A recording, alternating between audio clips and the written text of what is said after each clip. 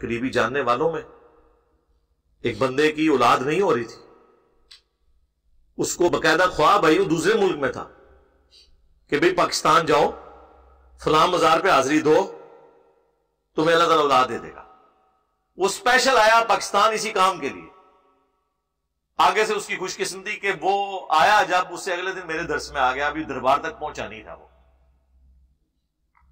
اور اس دن میں قبروں مزارات کے اوپر اللہ کے محبوب صلی اللہ علیہ وآلہ وسلم کی تعلیمات قرآن و سنت کی روشنی میں بیان کر رہا تھا۔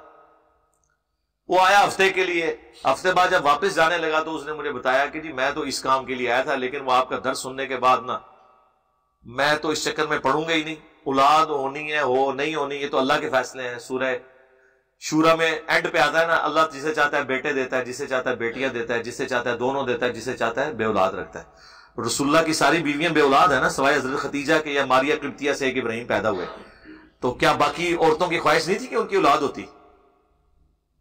یہاں کتنے پیر ہیں جن کے اپنے بچے بے اولاد ہیں اور لوگوں کو وہ اولاد ہونے کے تعویذ لکھ کے دے رہے ہوتے ہیں۔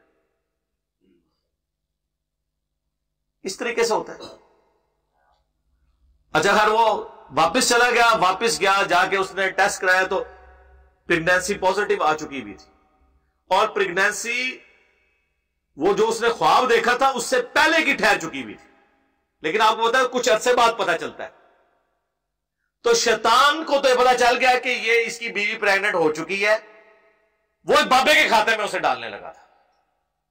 اب ماشاءاللہ 10-12 سال کا اس کا بیٹا بھی ہے وہی والا۔ اب بات یہ ہے کہ اس طرح کے کئی واقعات ہوتے ہیں، کرنے والا اللہ ہوتا ہے، بابے کے کھاتے میں ڈال جاتے ہیں۔ بس آپ نے وضو نہیں توڑنا، آزمائش کے وقت کے اندر اپنے آپ کو ثابت قدم رکھنا ہے۔